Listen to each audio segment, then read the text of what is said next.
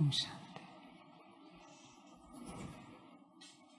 सभी अपने मूल स्वरूप में बैठे हैं। मूल अवस्था, मूल स्थिति।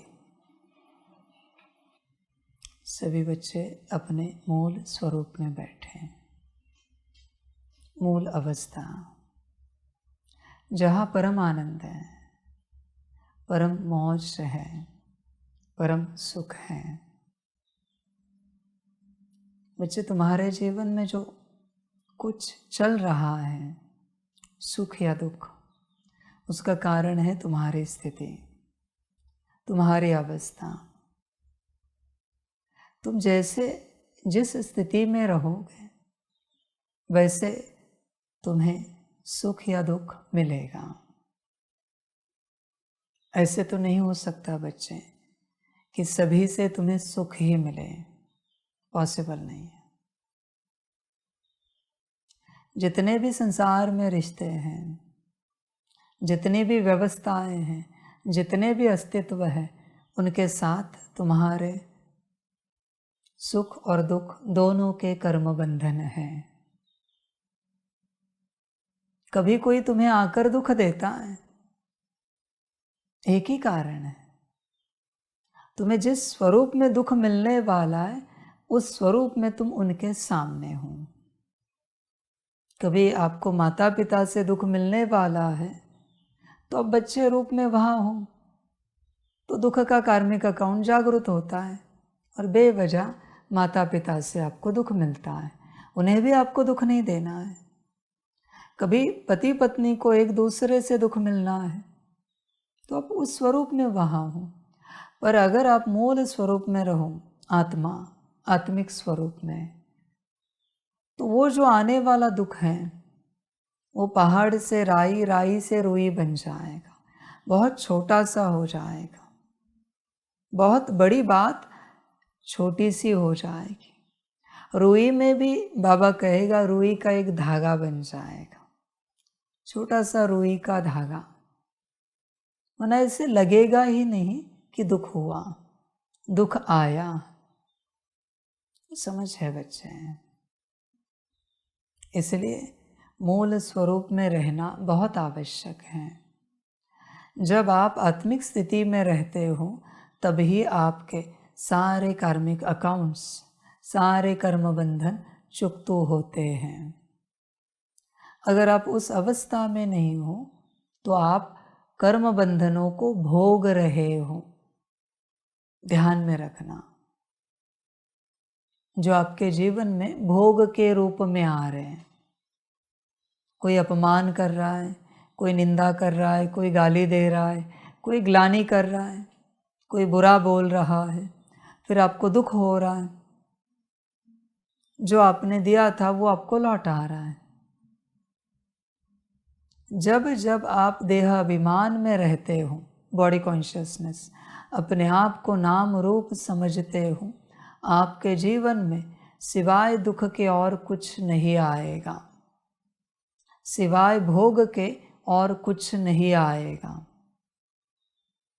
चींटी ने भी अगर आपको काटा है तो ज़रूर आप बॉडी कॉन्शियसनेस में हो, इसलिए चींटी ने काटा है। समझ है बच्चे? वही चींटी के साथ का कार्मिक अकाउंट है। आप सोल कॉन्शियसनेस में हो, आपके पैर के ऊपर से चढ़ के चींटी चली जाएगी, काटेगी नहीं। कार्मिक अकाउंट चुकतू हुआ। बच्चे ध्यान दो इस बात को लेकर। मूल स्वरूप में रहो, मूल अवस्था में रहो। तो बच्चे वो है योग। योग से सारे कर्म बंधनों को चुकतू करना, हिसाब किताब क्लियर करना। पर बॉडी कॉन्शियसनेस में हो, देह अभिमान में हो, तो आप भोग रहे हो सब कुछ। भोगने के अलावा और कोई उपाय नहीं है। कभी आप भोजन करते हो, गलती से भोजन में कंकड़ पत्थर आया, वो भी कार्मिक अकाउंट है। दूसरे के प्लेट में क्यों नहीं गया? आपके ही प्लेट में कहाँ से आया? क्योंकि आपके कर्म बंधन है अन्न के साथ। ध्यान दो, मूल अवस्था में रहो बच्चे, मूल अवस्था में रहो। सब चुप होता जाएगा। नाम रूप में क्या हो रहा है, जिस स्थिति में तुम हो, बॉडी कॉन्शियसनेस में, नाम रूप में, देहाभिमान में, देहाभिमान में भी तो स्थितियां हैं। तुम माता हो, पिता हो, पति हो, पत्नी हो, बच्चे हो, चाचा मामा काका हो, मित्र संबंधी हो, बॉस हो, एम्प्लॉय हो। उसमें क्या हो रहा है? सिर्फ भोगना। देह अभिमान में जो कोई संसार में चल रहा है, देखो किसी के मन में किसी के प्रति सच्चा प्यार है क्या? सच्ची आस्था है क्या? नहीं बच्चों, बस स्वार्थ है देहाभिमान में। वो स्वार्थ भी उनका नहीं, वो भोग है आपका जो वो रिटर्न कर रहे हैं। इसलिए देहाभिमान में रहोगे, सिवाय भोगना के और कुछ नहीं मिलेगा। बॉडी कॉन्शियसनेस से बाहर आओ, मूल स्वरूप में आओ। वो है योग, यह है भोग। तुम कहाँ से भी चलो, कैसे भी चलो, दुख दर्द तुम्हारे पीछे आ रहे हैं, क्योंकि तुम रिसीव करने के मोड में हो। आत्मिक स्थिति में जब आप होते हो तो उन्हें चुकतू करने के मोड में आप होते हो। जब बॉडी कॉन्शियसनेस में हो तो उन्हें रिसीव करके भोगने के मोड में हो।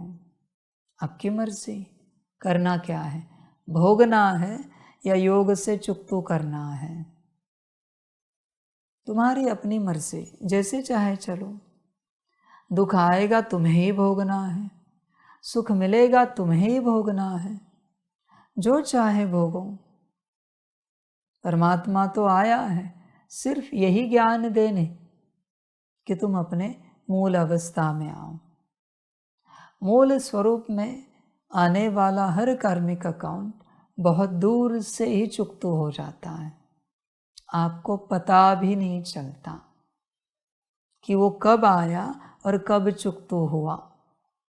मूल स्वरूप में, आत्मिक स्थिति में कब यह सब हुआ आपको पता भी नहीं चलेगा। संसार में भी, भक्ति में भी ऐसे ही है। जो सारे दिन भर में भक्त रूप में रहते हैं, स्मृति रहती है उन्हें, हम गणेश जी के भक्त हैं, हनुमान जी के भक्त हैं, श्री राम जी के, श्री कृष्ण जी के भक्त हैं। अब ध्यान से देखना, उनकी जीवन बहुत सुखी है स्मृति से। क्यों? क्योंकि आने वाली विपदा दूर से ही जा रही, क्योंकि वो भक्त है, वो नाम रूप में नहीं है किसी भी प्रकार के। पर वही अगर कोई व्यक्ति हो, मैं पिता हूँ, पति हूँ, पत्नी हूँ, माता हूँ, बच्चा हूँ, फलाना हूँ, नाम रूप है, तो वो भोग तक आएगा, देह तक, और भोगना पड़ेगा। भक्तों के भी इसी प्रकार से कार्मिक अकाउंट चुकतू होते हैं जब वो भक्त स्वरूप में स्थित रहते हैं। कभी भूलना नहीं किसी को भी। जो भी आपके इष्ट देवी देवता हैं, उनके जिस स्वरूप के भी आप भक्त हो, वो सदा स्मृति रहनी चाहिए, सदा, कि हम फलाने भक्त हैं। जीवन ऐसे ही पार हो जाते, हर व्यवस्था ऐसे ही हो जाती है, क्योंकि जवाबदारी उनकी है। इसलिए बच्चे, तुम्हारे ऊपर कोई तो हो जो तुम्हारा मालिक हो, देवी देवता हो, अवतार हो, कोई तो हो बच्चे, परमात्मा हो, भगवान हो। पर जब तुम तुम्हारे मालिक हो, सिवाय दुख के कुछ नहीं मिलेगा। रावण महाज्ञानी, महापंडित, महायोगी, सब कुछ था उसके पास, बस वो खुद का मालिक था, इसलिए दुखी था। जाओ लंका में, असुर दुखी थे क्या पूछो? कोई नहीं थे। क्यों? क्योंकि उनका मालिक रावण था। जब आपका कोई मालिक है ऊपर, आपके ऊपर कोई तो है, तब मैं ये लिख के दे सकता हूँ कि आप कभी दुखी नहीं हो सकते, क्योंकि आपके ऊपर जो बैठे देवी देवता, आपके गुरु, सारे दुख उनके पास जाते हैं हाँ, आपको पता भी नहीं चलेगा। बस सच्ची दिल से उनके बनो। ऐसे नहीं कि मेरे दुख सारे उनके पास जाए, इसलिए हमारे मालिक वो है, हमारे इष्ट देवता कुल देवता वो है। नहीं बच्चे, ऐसे नहीं चलेगा। दिल से सच्चाई से उनके बनो। इस संसार में कैसा भी गुरु हो, कैसा भी मना, ऐसे नहीं कि गुरु ऊंचा नीचा होता है, नहीं, कुछ भी ज्ञान देने वाला, कैसा भी का अर्थ है कोई भी कला सिखाने वाला, अच्छे कल्याण की, जब आप पूर्णता उनके बन जाते हो, अब देखना आपके जीवन में सुख आ जाता है। कैसा भी गुरु हो, कोई बच्चे अपने माता पिता के पूर्णता आज्ञाकारी होते हैं, उन बच्चों पर आने वाले सारे दुख कष्ट माता पिता के पास जाते हैं और वहां से चुकतू भी होते हैं। बच्चे सूत्र हैं, इस संसार में दुखी कौन है? जो खुद का मालिक है, उसके ऊपर कोई नहीं है, वही दुखी है। पर जिसके ऊपर कोई बैठा है, कोई भी गुरु है, देवी देवता है, परमात्मा है, वो दुखी नहीं हो सकता, पॉसिबल ही नहीं है बच्चों। इसलिए तुम देखो, अगर तुम दुखी हो तो तुम मालिक हो या कोई है? ऐसे हो ही नहीं सकता बच्चे कि किसी का कोई इष्ट है और वो दुखी रहे, नहीं हो सकता, पॉसिबल ही नहीं है इस संसार में। बस संपूर्ण निश्चय चाहिए, संपूर्ण हाजिर चाहिए। आपके जीवन में दुख आ ही नहीं सकता, कभी नहीं आ सकता। समझ की बातें हैं सारी। इसलिए देखो, एक तो मूल स्वरूप में आओ, आत्मिक स्थिति में आओ, और बच्चों आपका मालिक एक ही परमात्मा है, इस स्मृति में सदा रहो। बस शब्दों की स्मृति नहीं, कहने की स्मृति नहीं, सच्ची स्मृति कि मालिक परमात्मा है हमारा। सुखी निश्चित रूप से हो जाओगे, निश्चित। तुम्हें कोई प्रयास नहीं करना पड़ेगा, सफलता तुम्हारे जीवन में तुम्हारे साथ साथ चलेगी। हर क्षेत्र में जिस कार्य में हाथ डालोगे, लगाओगे, सफलता निश्चित है। असफल नहीं हो सकते जब परमात्मा मालिक है। सदा शांति, सुख, खुशी, आनंद, मौज सब रहेगा जब परमात्मा मालिक है। ध्यान दो, देखो, विचार करो, तुम्हारा मालिक कौन? कहते हैं ना, सबका मालिक एक, श्री साईं जी कहते हैं। समझ की बातें हैं बच्चे, बस यही ज्ञान सबको पता पड़े कि सबका मालिक एक। यात्रा पूरी हुई, अभी कौन सी यात्रा करनी है? मालिक मिल गया, यात्रा पूरी हो गई। बड़ी बातें हैं बच्चे, सब वो संभालेगा, वो देखेगा। तुम क्यों चिंता करते हो? कुछ भी हुआ, वो बैठा है, उसका ध्यान है तुम पर, पूरी नजर है, क्योंकि तुम्हारा निश्चय है उन पर पूरा। जिनका पूरा निश्चय होता है उन पर परमात्मा का पूरा ध्यान होता है। पूरा निश्चय चाहिए, फिर पूरा ध्यान होगा, सब सहज होगा तुम्हारे जीवन में, सब कुछ। कोई प्रयास कभी नहीं करना पड़ेगा। प्रयास जो तुम करते हो वो सिद्ध करता है तुम्हारे इष्ट देवी देवता पर, कुल देवी देवता पर, गुरु पर, परमात्मा पर निश्चय नहीं है। निश्चय और परमात्मा एक सिक्के के दो पहलू हैं। निश्चय गया कि परमात्मा गया। निश्चय गया कि देवी देवता गए। निश्चय का खेल है बच्चे, निश्चय, सारी निश्चय की यात्रा है। प्रयास नहीं होता बच्चों, प्रयास करना व्यर्थ की बात है।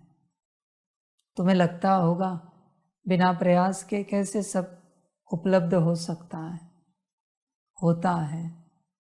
चिड़िया कब कौन सा प्रयास करती है? शेर जंगल में कब कौन सा प्रयास करता है? पर कब भूखा मरा है? कभी सुना है कोई चिड़िया भूखी मर गई? इतने वर्ष हो गए। मनुष्य मर गए ये सबको पता है, पर कोई चिड़िया भूखी मरी है? नहीं हो सकता बच्चों। कोई चींटी भूखी मरी है? नहीं हो सकता। निश्चय है। हर अस्तित्व में, हर इस संसार के चैतन्य में, चेतना में संपूर्ण निश्चय है परमात्मा के प्रति। संपूर्ण, जितना मनुष्यों का नहीं है उतना उन सबका है। बस इस संसार में मनुष्य निश्चय में कमी पड़ा, कमी रहा बच्चों। क्योंकि उसके जीवन में कैसे है ना कि परमात्मा ने कोई कार्य किया तो निश्चय हो जाएगा, नहीं किया तो नहीं होगा। ऐसे नहीं होता।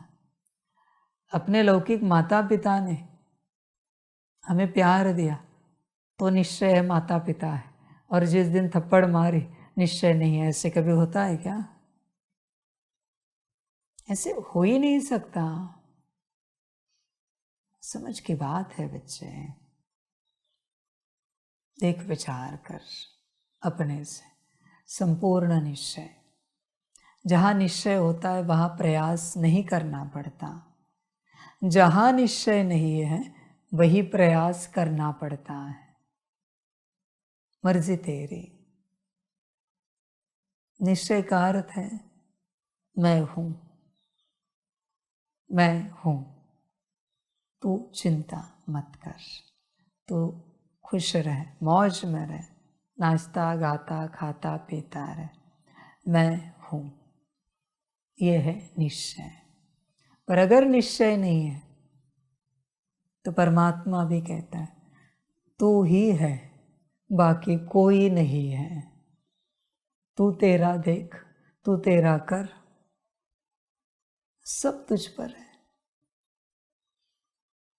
निश्चय, समझ की बात है सारी की सारी।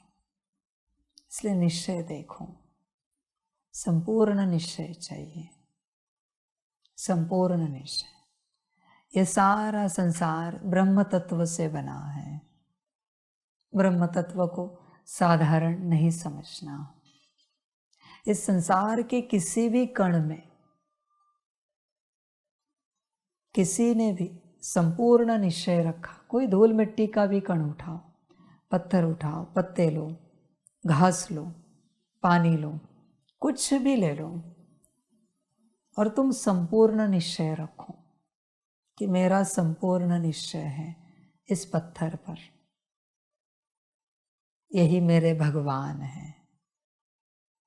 कल्याण हो गया। किसी पर भी निश्चय रखो। सोचो परमात्मा पर रखा तो, ब्रह्म तत्व पर भी संपूर्ण निश्चय रखने से कल्याण हो जाता है। ब्रह्म तत्व है बच्चे, ब्रह्म तत्व से ही तो सबको सब मिलता है।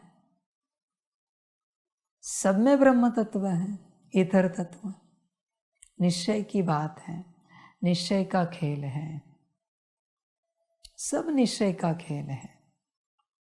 देख तेरा निश्चय कितना है, समझ है। कोई स्वयं पर भी संपूर्ण निश्चय रखे, नहीं मुझे कोई परमात्मा पर निश्चय, पर मुझे मुझ पर संपूर्ण निश्चय, तो भी कल्याण हो जाएगा। पर कहीं तो निश्चय रखो। कहीं पर भी आप निश्चय नहीं रखेंगे, अब बताओ कहाँ से कल्याण होगा? कोई रास्ता है कल्याण का? कल्याण का एक ही रास्ता है बच्चों, निश्चय। निश्चय बुद्धि विजयंती। समझ की बात है। हार और जीत जो है ना, वो भ्रम है, वो भ्रम है। कल्याण इन दोनों से परे है, हार और जीत से भी परे। जब कोई हार और जीत से परे चले जाता है तब ही कल्याण होता है। हार और जीत, सुख और दुख, निंदा और स्तुति, मान और अपमान, सबसे परे जाना है, तब कल्याण होगा। कल्याण को कोई डिफाइन कर सकते हो? कल्याण की कोई परिभाषा है क्या? यहां से मुक्ति को पाना, परम धाम जाना माना कल्याण है क्या? परम धाम से सतयुग में आना माना कल्याण है क्या? सतयुग में नारायण पद पाना, श्री लक्ष्मी पद पाना माना कल्याण है क्या? सर्वगुण संपन्न और संपूर्ण बनना माना कल्याण है क्या? सारी जीवन बहुत अच्छी बन जाए माना कल्याण है क्या?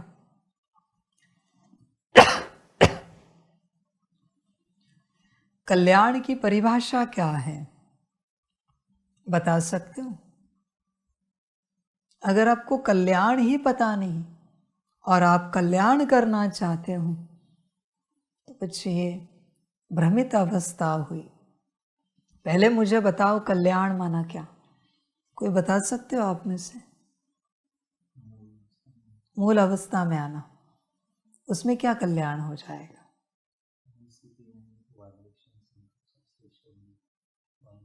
सब श्रेष्ठ हुआ, वायुमंडल श्रेष्ठ हुआ, तो क्या उससे कल्याण हो जाएगा? विचार करो, कोई परिभाषा बता सकते हो कल्याण की? विनाशी, अविनाशी, प्राप्ति। ठीक है, अविनाशी प्राप्ति होगी, परमात्मा मिला, ज्ञान मिला, योग बल मिला, सब मिल गया, पर कल्याण हो गया ऐसे लगेगा? तो कल्याण की परिभाषा क्या है? कल्याण माना क्या? श्रीमत। कुछ मिले ना मिले, अविनाशी प्राप्ति हो या ना हो, मुक्ति मिले ना मिले, जीवन मुक्ति मिले ना मिले, श्रीमत पर चलो, परमात्मा के आज्ञाओं पर चलो, यही कल्याण है। बाकी किसी भी बात में कल्याण नहीं है। कल्याण माना श्रीमत, न मूल स्वरूप में कल्याण है, न किसी और बात में कल्याण है। मनमत से परमात्मा को याद भी कर रहे हो तो उसमें भी कल्याण नहीं है। मनमत से तुम विश्व सेवा भी कर रहे हो तो उसमें भी कल्याण नहीं है। मनमत से तुम कुछ भी करो, अकल्याण ही है। कल्याण का अर्थ है श्रीमत। कुछ और अर्थ मिले तो मुझे ज़रूर बताना, मैं सबको बता दूंगा लाइव में। किसी को भी कुछ मिले तो कुछ और। कल्याण का अर्थ है ईश्वर की आज्ञाओं पर चलना। वरना बच्चे माया द्वंद्व में रखेगी, दुविधा में रखेगी। तुम जो समझते हो अच्छा होना मना कल्याण है, बुरा ना होना मना कल्याण है, ये भ्रम है। सब कुछ भ्रम है, समझना पड़ता है। अब स्वयं बताओ, किसी ने किसी को मार डाला, ये कल्याण है या अकल्याण है? किसी ने किसी को मार डाला, क्या है? ठीक है, दुनिया तो कहेगी अकल्याण है, ठीक है। वही श्री राम जी ने श्री रावण को मार डाला, घटना तो एक ही है मार डालने की, बस किसने की है, किसकी आज्ञा से की है, उस पर निर्भर होती है हर बात। कल्याणकारी है या अकल्याणकारी है, समझ की बात है। अभी देखिए, महाभारत में इतने महावीर होकर गए, सिंपल सी बात है। किसी गुरु को मारना पाप है या पुण्य है? पाप है। महाभारत में तो मार डाले गुरुओं को। अब बोलो क्या है? किसकी आज्ञा से मारा? श्री कृष्ण जी के। गुरुओं को मारा ना। समझ की बात है। फिर तो पाप होना चाहिए। कोई शिष्य अपने गुरु को कैसे जान से मार सकता है? आखिरकार किसी भी बात में आप ढूंढो, ईश्वर की आज्ञा मिलेगी। जहां ईश्वर की आज्ञा है वो कल्याण है। जहां ईश्वर की आज्ञा नहीं है वो अकल्याण है। द्रोणाचार्य थे, कृपाचार्य थे, कितने थे। समझ है बच्चे, समझनी पड़ती है बात। इसलिए बच्चों, कल्याण का अर्थ है श्रीमत, ईश्वर की मत, परमात्मा की मत, परमात्मा की आज्ञा। और कुछ मिले तो मुझे बताना। मुझे तो नहीं लगता कुछ और हो सकता है कल्याण। कल्याण एक ही बात में है, ईश्वर की मत में। बाकी कौन सी बात में हो सकता है? फिर वहां तुम ये नहीं देख सकते दुनियावी हिसाब से ये अच्छे या बुरे हैं। ईश्वर ने जो आज्ञा दी है सबसे बड़ी आज्ञा है। अभी इस बात पर अगर आप चर्चा करो महाभारत को लेकर, तो कहाँ की कहाँ चर्चा जाएगी कि शिष्यों ने गुरुओं को खलास कर डाला, शिष्यों ने अपने परिवार को समाप्त कर दिया। समझ की बात है। और ईश्वर आज्ञा किस लिए देता है? धर्म की स्थापना करने के लिए। ईश्वर अपने शौक के लिए आज्ञा नहीं देता कभी कि ऐसी कुछ बातें करो। समझनी पड़ती है। इसलिए बच्चे, तुम्हें जो लगता है मूल स्वरूप में आना, अपनी अवस्था में आना, परम धाम जाना, अच्छा योग करना, सकाश देना, विश्व सेवा करना, इसमें कल्याण है। लेकिन आज्ञा है तो ईश्वर की, परमात्मा की। अगर परमात्मा की आज्ञा नहीं है तो परमात्मा की ही यह शिक्षाएं हैं, पर अकल्याणकारी है। कल्याण नहीं हो सकता, इसे समझना पड़ता है। इसलिए बच्चों, कल्याण सिर्फ एक परमात्मा की आज्ञा में है, बाकी किसी भी बात में नहीं, किसी भी ज्ञान में नहीं है, किसी भी योग में नहीं है, न योग की विधि में है। कहीं पर भी कल्याण नहीं है, सिर्फ ईश्वर की आज्ञा में है। इसलिए जो कोई आध्यात्मिक अपनी आध्यात्मिक जीवन जी रहे हैं, उन सबको सबसे पहले सोचना चाहिए, हम जो कुछ कर रहे हैं क्या यह ईश्वर की आज्ञाएं है क्या? समझ। किसी एक समय में महाभारत के गुरुओं ने पांडवों को आज्ञाएं दी होंगी, उन्होंने हर आज्ञा पालन की, पर उससे कल्याण हुआ क्या? समझ है। इसलिए कल्याण सिर्फ ईश्वर की आज्ञा में है। अब खुद खोज कर देखो, ढूंढ कर देखो, किसी और बात में कल्याण मिला तो मुझे बताना। विश्व कल्याण का अर्थ क्या है? सारा विश्व ईश्वर की आज्ञा पर चले, इसको कहते हैं विश्व कल्याण। स्व कल्याण का अर्थ क्या है? तुम आत्मा ईश्वर की आज्ञाओं पर चलो, दिल से, हाँ, ऊपर ऊपर से नहीं, बाहर से नहीं, दिल से चलना है। कल्याण निश्चित होता है। इसलिए कल्याण को समझो, भटको मत यहाँ वहाँ। कल्याण कहाँ है यह समझो।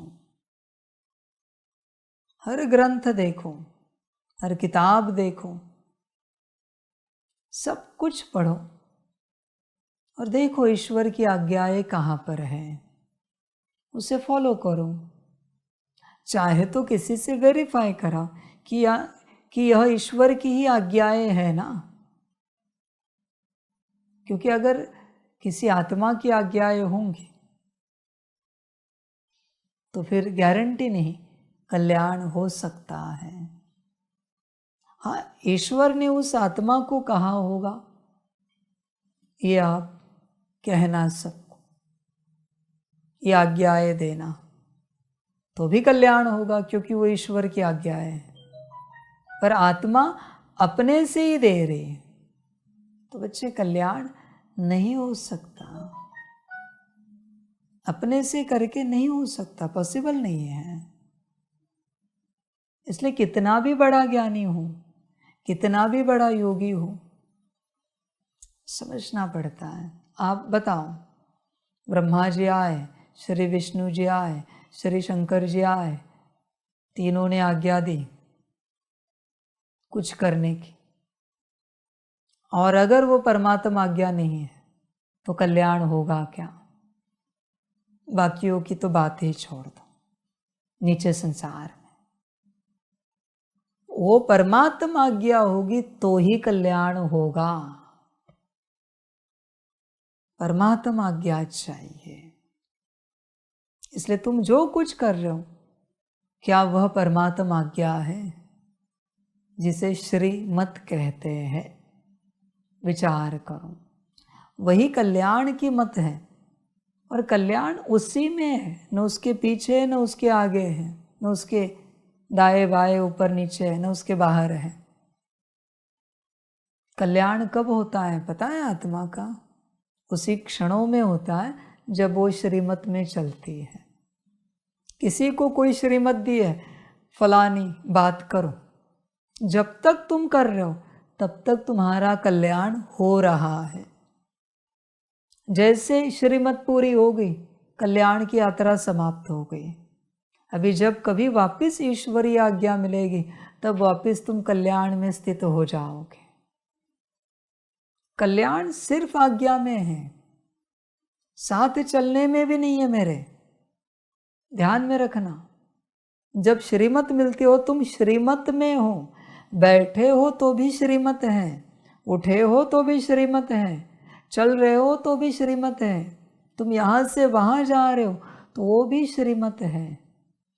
जब जब श्रीमत है तब ही कल्याण है, और जब जब श्रीमत नहीं है, कुछ भी करो, कुछ भी करो, कल्याण नहीं है। समझो इन बातों को। श्रीमत के बाद नहीं है और श्रीमत से पहले भी नहीं, श्रीमत में ही कल्याण है। इसे समझो, श्रीमत में ही।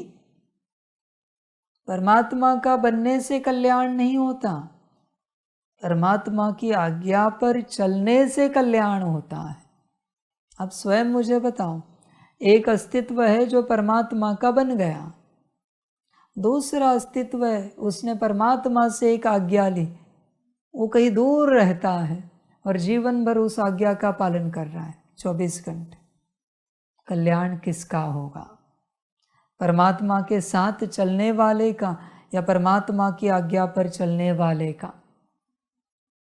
इसलिए बाबा कहता है श्रीमत मुझसे बड़ी है, श्रीमत में कल्याण है।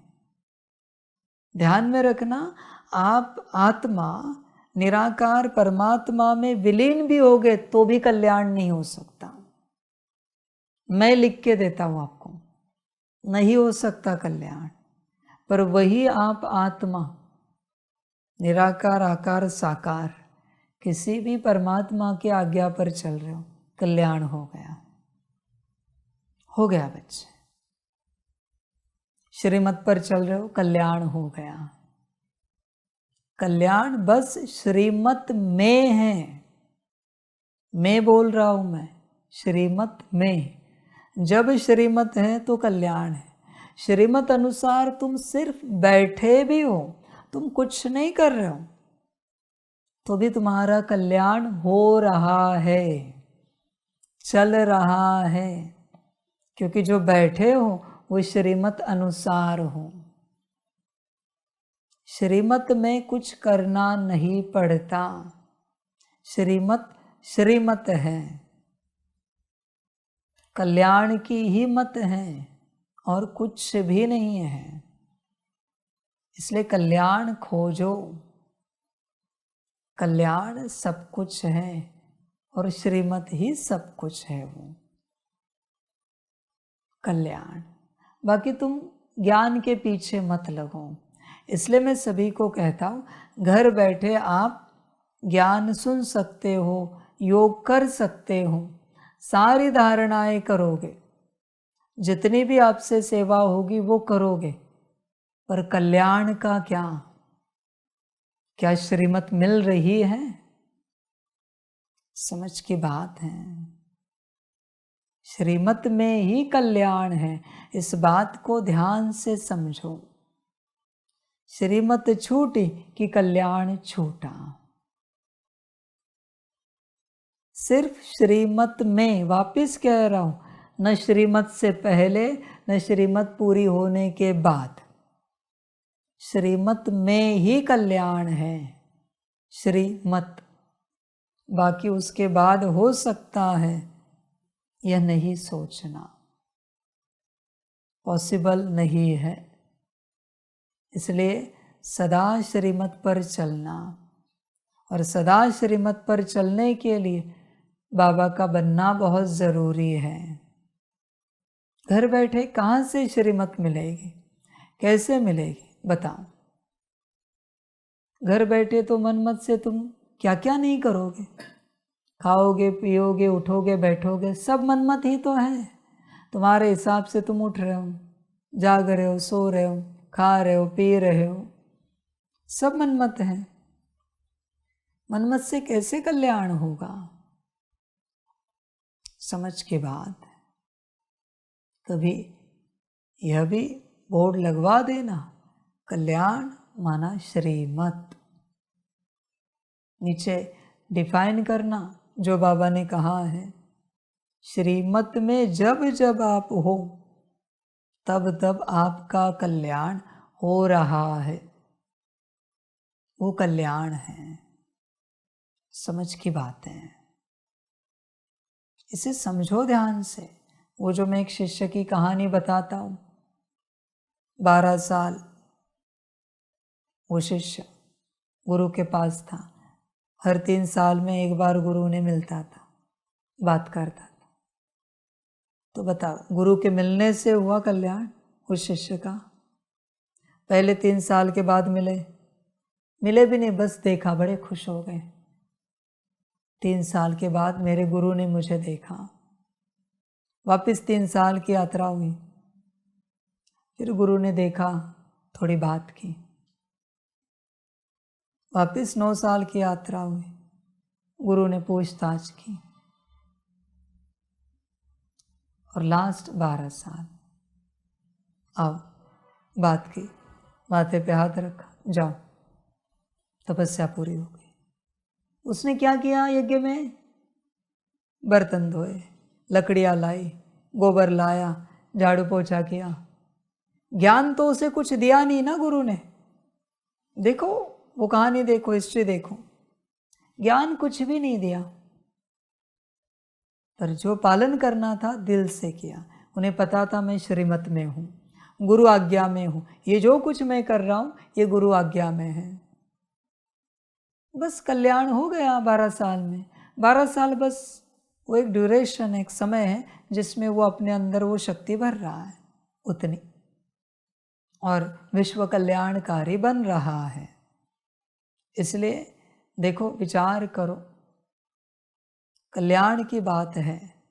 कल्याण माना श्रीमत, ईश्वर की मत, और कुछ भी नहीं। इसलिए हर वक्त 24 घंटे ईश्वर की मत पर चलना। सारी आज्ञाएं बाबा देता है। चलो अभी सोने का समय हुआ, चलो सब सोने के लिए जाओ, आराम करने के लिए जाओ। मिले ना श्रीमत? सुबह कितने बजे उठना है, तैयारी करनी है, परमात्म वाणी कितने बजे, सब बताता है। इतने बजे नाश्ता रेडी रखो, इतने बजे उठ जाओ, सेवाएं करो, श्रीमत है, उसी में कल्याण है। उसने कभी कहा इतने बजे उठो, उससे 1 मिनट पहले उठकर देखो क्या होता है। वो 1 मिनट ही भारी पड़ेगा आपको। 1 मिनट समझना पड़ता है। 1 मिनट बाद में भी उठ के देखो क्या होता है, करके देखो।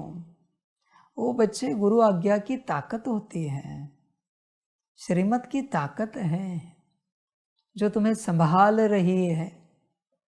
कारण कुछ भी हो, परिस्थिति कैसी भी हो, परमात्मा आज्ञा श्रीमत नहीं टूटनी चाहिए। गुरु आज्ञा कभी टूटनी नहीं चाहिए, फिर ही बच्चे कल्याण होगा। तुम जो कुछ करते हो, जो भी तुम्हारे कर्म बोल है, बस वेरीफाई करना है। गुरु आज्ञा में है, श्रीमत अनुसार है, परमात्मा आज्ञा में है, यही वेरीफाई करना है। नहीं है, सजगता आई, शांत हो जाना है। जब आज्ञा आएगी आगे बढ़ना है, कार्य करना है। इसे समझो। सब भटक गए, सारा संसार भटक गया गुरु आज्ञा से। हर कोई गुरु करता है, पर गुरु की आज्ञा में हर कोई नहीं चलता।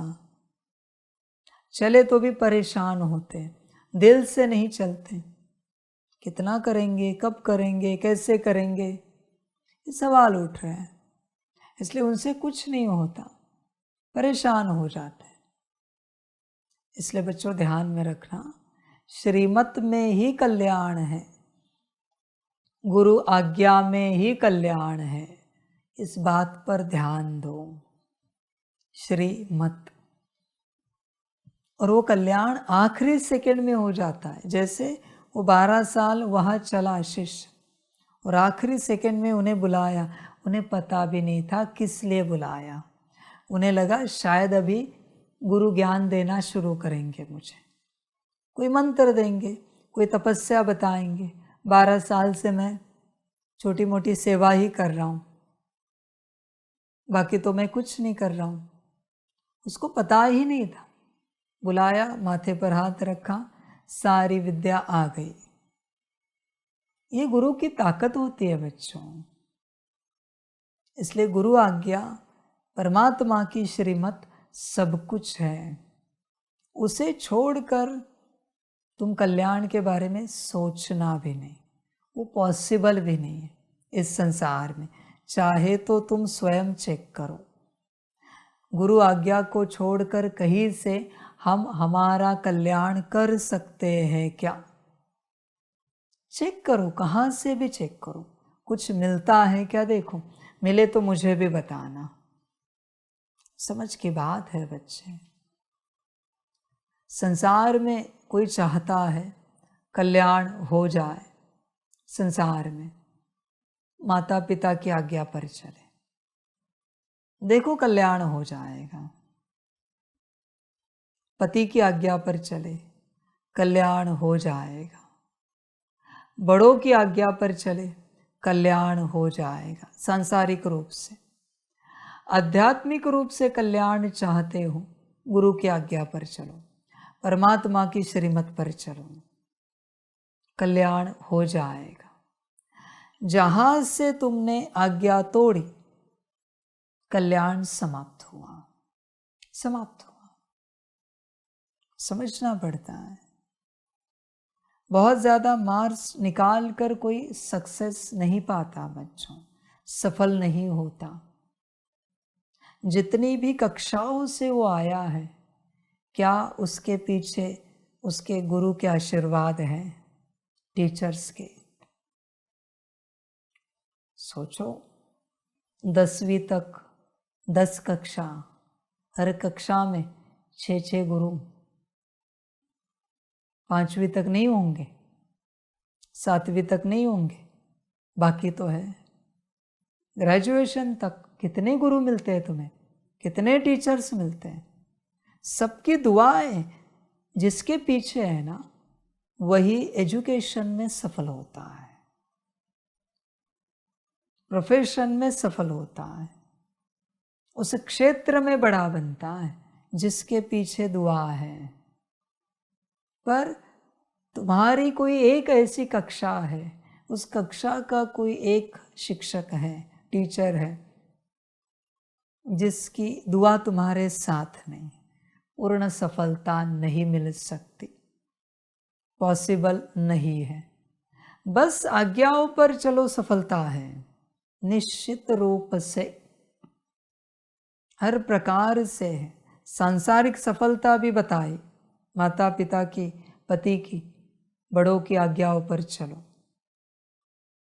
सफल हो जाओगे सांसारिक रूप से।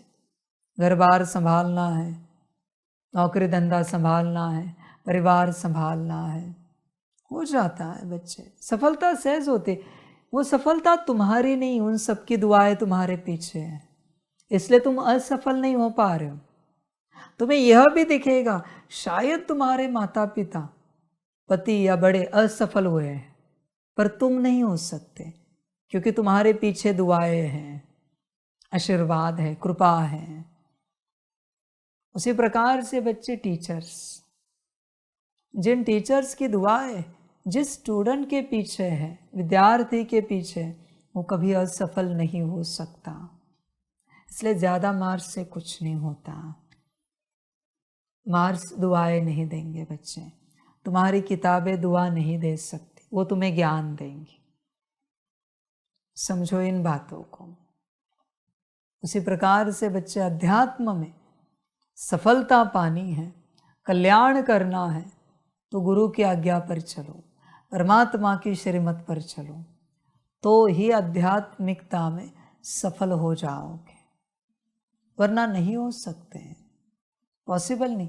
ये संसार दुआओं का है, दवा तो बहुत बाद में आई, दुआ का संसार है सारा का सारा।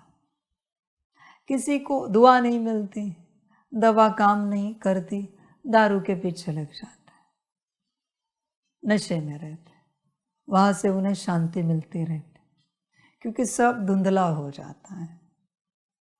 दुआ, दवा, दारू, तीन चीजें संसार में। बच्चे, दुआ का संसार है, सबकी दुआ होनी चाहिए आपके साथ, तो सफलता निश्चित रूप से मिलेगी, निश्चित। कभी किसी के श्राप नहीं लेना, समझ की बात है बच्चे। आपको क्या लगता है ये बाहरी दुआ आती है? पेट को भूख लगी है, भोजन दो, पेट दुआ देता है। शरीर को नींद आ रही, आराम दो, शरीर दुआ देता है। हाथ पैर थक गए, कोई दवा पानी करो, विश्राम दो, वो हाथ पैर दुआ देते हैं। बच्चे सब देते हैं। जहां जहां तुम रिस्पेक्ट करते हो, वहां से दुआ मिलती है। समझो इन बातों को। तुम हर चीज को अच्छा रखो, तुम्हारी जो भी चीज है, देखो तुम्हें दुआ देंगी, तुम्हें संभालेंगे, तुम्हें आगे बढ़ाएंगे। इसलिए संसार में जितनी वस्तुएं हैं, उन सब में दुआ है। बस सबका ध्यान रखो, सबसे दुआ मिलेगी। इस कमरे को अगर आप साफ सुथरा रखते हो, अच्छा रखते हो, व्यवस्थित रखते हो, कभी भी इस कमरे में आकर बैठो, वो आपको शांति देगा, सुख देगा, खुशी देगा। वो कमरे की रिस्पॉन्सिबिलिटी होती है। इस कमरे को स्थूल नहीं समझना, इस हॉल को स्थूल नहीं समझना।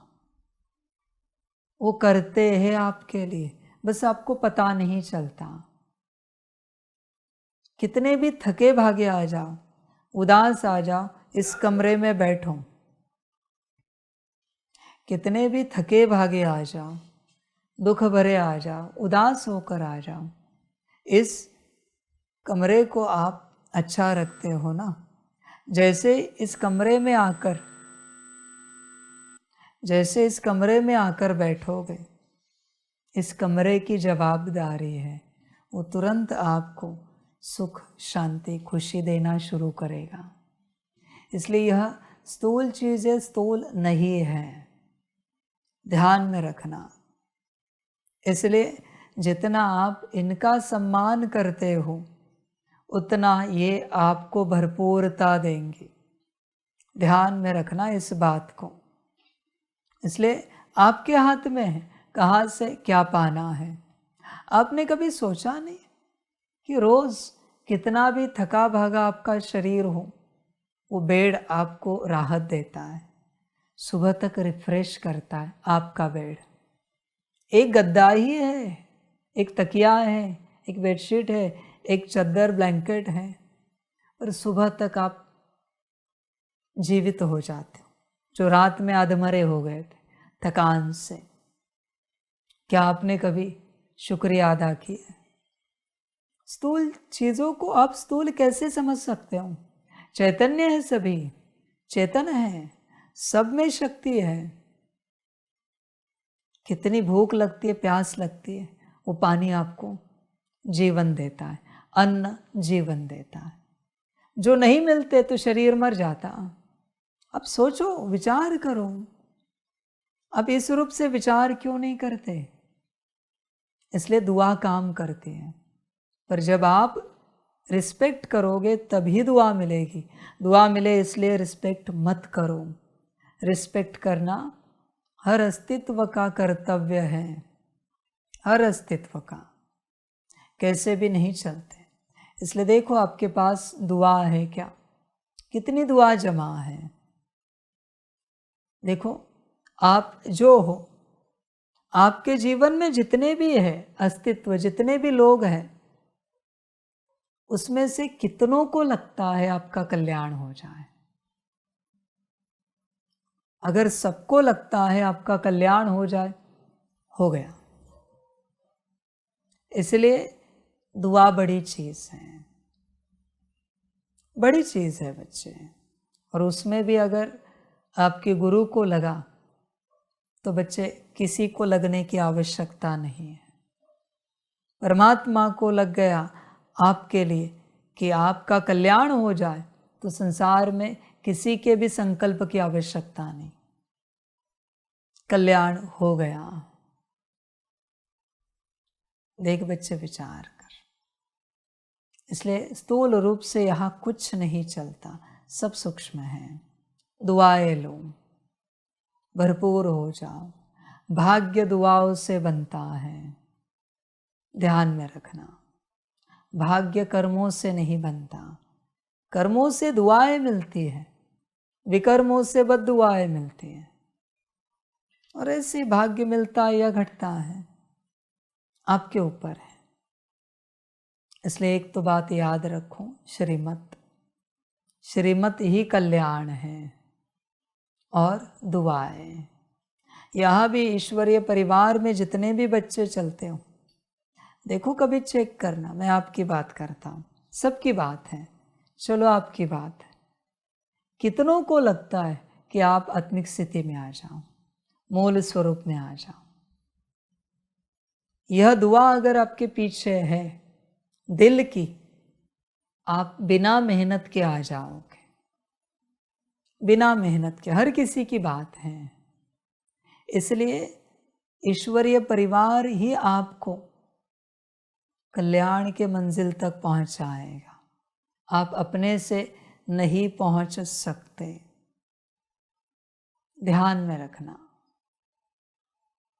सब एक दूसरे से जुड़े हुए हैं, सारी समझ की बातें, दिल की बात है। पुरुषार्थ से यहाँ कुछ नहीं होता। पुरुषार्थ सिर्फ हमें टिका कर रखता है कि हम इस राह पर चल रहे हैं, बाकी पुरुषार्थ कोई परिवर्तन नहीं करता। एक श्रीमत, दूसरी दुआएं, शुभ संकल्प, दिल के संकल्प आपके साथ, आपके पास होने चाहिए आपके लिए। तब बच्चे कल्याण निश्चित है। निश्चित माना निश्चित, उसे कोई नहीं टाल सकता, पॉसिबल ही नहीं। अगर यहाँ 12 बच्चे हैं और 11 बच्चों को लगे कि इस एक का कल्याण हो जाए, दिल से लगे, हो गया, बिना पुरुषार्थ के। यह ईश्वरीय परिवार की ताकत है। ऐसे एक एक करते सबका कर देंगे कल्याण, पर दिल की बात ऐसे नहीं, नहीं वो तो हमें अच्छे नहीं लगते, उनका जो भी हो ड्रामा जाने, बाबा जाने, ऐसे नहीं चलेगा। ऐसा एक भी है ना तो भी नहीं हो सकता। यहाँ जितने भी हो उन सबकी दुआ आपके साथ है, आप मूल स्वरूप में आ जाओगे, पर सबकी दिल की दुआ होनी चाहिए। ये है ताकत। वो आंकड़ा कितने का है उससे कोई लेना देना नहीं होता बच्चों। वो 2 भी हो, 3 भी हो, 5 भी हो, 10 भी हो, 20 हो, 20,000 भी हो, पर उसमें से कोई रहना नहीं चाहिए जिसको ये लगे ये आत्मिक स्थिति में आए या ना आए, मूल स्वरूप में आए ना आए, हमें क्या लेना देना। नहीं, सबकी दुआ, सबकी दुआ, वह सफलता निश्चित है, ध्यान में रखना। इसलिए एक बात सीखो, एक श्रीमत में कल्याण है और कल्याण होगा ईश्वरीय परिवार के द्वारा आपका। आपका कल्याण आप नहीं कर सकते, पॉसिबल नहीं है, यह नहीं हो सकता। इस संसार में ऐसा कोई अस्तित्व नहीं है जो खुद खुद का कल्याण कर सके, बना ही नहीं है ऐसा अस्तित्व। ध्यान दो। बताओ मुझे, पेड़ का कल्याण कौन करता है? मिट्टी और पानी, हवा। पेड़ कितना भी अमृत का भी क्यों ना हो, अमृत बोल रहा हूँ, अमृत नहीं, अमृत का पेड़ भी क्यों ना हो, अपना कल्याण कर सकता है बिना मिट्टी के, बिना पानी के, बिना हवा के? नहीं हो सकता। तुम कोई भी चीज ढूंढो, तुम्हें मिलेगा हर किसी का कल्याण किसी के द्वारा हो रहा है। खुद खुद का कल्याण नहीं कर सकते। इस संसार में कोई अस्तित्व जन्मा ही नहीं है, नहीं जन्मा है। इसलिए श्रीमत पर चलो और सबका कल्याण करो, सबका कल्याण करो। और ध्यान में रखना, और एक बड़ी बात कहता हूँ, जितनों के लिए आपके मन में कल्याण की भावना है, इनका कल्याण हो, इनका हो, उनका हो, इस देश का, उस देश का हो, यहाँ के सारे बिरादरियों का हो, दिल की भावना, उतने गुना आपके पास कल्याण वापस आ रहा है, उतने गुना। इसलिए दिल की भावना रखना, दिल की कामना रखना सबके प्रति कल्याण की। तुम्हारा हो या ना हो, ऐसे नहीं कि मेरे पास कल्याण वापस आएगा इसलिए हम चाहते सबका कल्याण हो जाए। ये तो बच्चे चतुर साहूकारी हुई, बिजनेसमैन बन गए तुम भी। समझ है बच्चे, 1 का 10 कर लिया तुमने। चतुराई नहीं चलती यहाँ पर। दिल की भावना, मेरा जो भी हो वो परमात्मा जाने, पर इनका कल्याण हो, ये दिल की भावना है। समझ की बात है। वरना कोई दुआ करते हैं भगवान सारे संसार का कल्याण करो, पहले हमारा करो, पहला नंबर हमारा रखो। बहुत सुंदर है ना बात, समझ है बच्चे। इसलिए देखो, जितनी दुआएं देते रहोगे उतनी तुम्हें मिलेंगी। तुम्हारे ऊपर सब कुछ है, सब कुछ है बच्चे। इसलिए तुमने कहा ईश्वरीय परिवार का कल्याण हो जाए, अभी उसमें जितनी लाख आत्माएं, उन तक वो संकल्प पहुंच गया और उतने लाख गुना आपके पास वापस आया, उतने लाख गुना। इसलिए एक श्रीमत पर चलो तो कल्याण होगा। दूसरा, ईश्वरीय परिवार की दुआओं से ही आपका कल्याण होगा। बिना ईश्वरीय परिवार के दुआओं के जो कोई कल्याण को उपलब्ध हो जाएगा वो रावण बन जाएगा, कंस बन जाएगा, अहंकारी बनेगा। मैंने किया, मैं इस अवस्था तक पहुंचा, मेरी शक्ति, मेरी युक्ति, मेरी तपस्या, मैंने सब किया। आज हम आत्मिक स्थिति में अपने से हैं, मूल स्वरूप में अपने से हैं। 8 घंटे का योग अपने से करते हैं, सकाश अपने से करते, अहंकार मार डालता है। समझ है सारे, अहंकार समाप्त करता है। इसलिए बच्चे गुरु लगता है। गुरु का काम एक ही होता है, तुम्हें ऐसे मार्ग से चलाना जहाँ से किसी भी प्रकार से अहंकार जन्मे नहीं। यहाँ बस अहंकार की माया है और कुछ भी नहीं। थोड़ा इतना सा होता है किसी मनुष्य के पास, कितना अहंकार जताते हैं तुरंत। किस किस बात का अहंकार, बात मत पूछो। मेरे बाल अच्छे, मेरी खाल अच्छी, मेरे आँखें अच्छे, क्या अहंकार। चप्पल देखिए हमारी कितनी सुंदर है, 10,000 की है। किस बात का मनुष्य यहाँ अहंकार करेगा, कल्पना नहीं कर सकते, कल्पना से बाहर है। उसके हर वचन से अहंकार झलकता है। मेरे सामने कोई भी आए, आप किसी भी प्रकार की बात करो, शिव प्रभात भी करो, मैं आपको तुरंत बताऊंगा ये अहंकार से किया या दिल से किया। कुछ भी बात करो, आप इतना भी कहे ना, बाबा हम यहाँ बैठे, मैं आपको तुरंत बताऊंगा ये तुम्हारे अहंकार के वचन हैं या दिल के वचन हैं। बस मैं कभी किसी को बताता नहीं, तुम्हें जैसे चलना है चलो। किसी ने पूछा मैं तुरंत बता दूंगा। तुम्हारे वाणी से झलकता है अहंकार, तुम्हारे कर्मों से झलकता है, दिखता है। समझ की बात है सारी।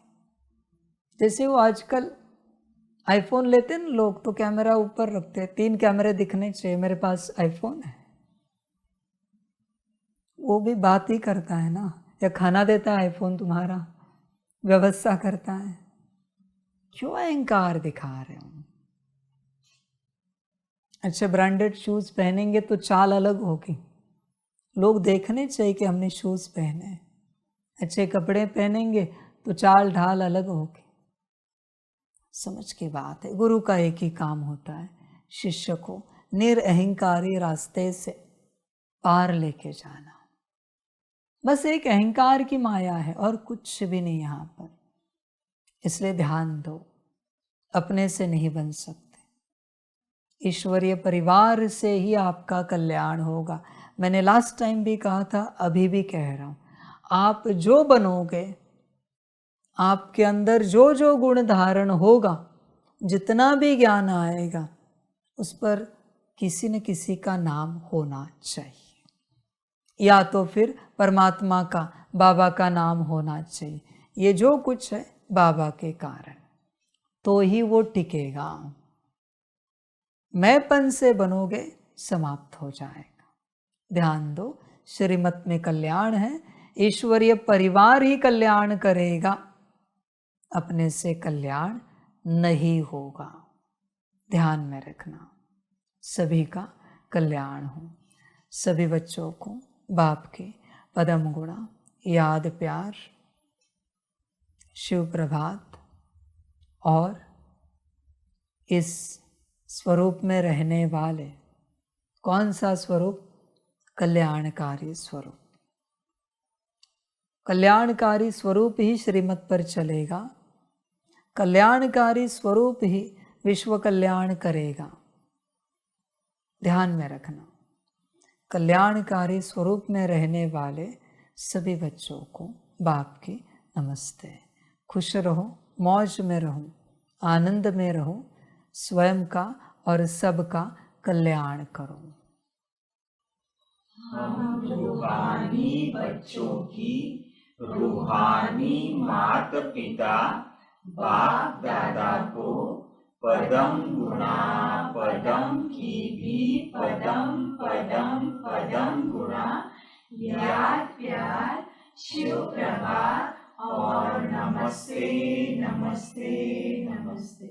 अच्छा, ओम शांति। ओम शांति।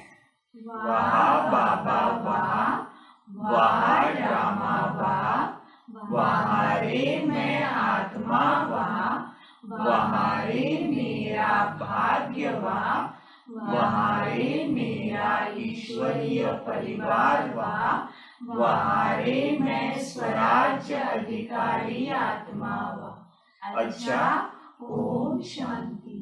मेरा बाबा मीठा बाबा प्यारा बाबा पदम गुणा पदम गुणा पदम गुणा। शुक्रिया बाबा शुक्रिया बाबा शुक्रिया बाबा। अच्छा, ओम शांति। ओम शांति।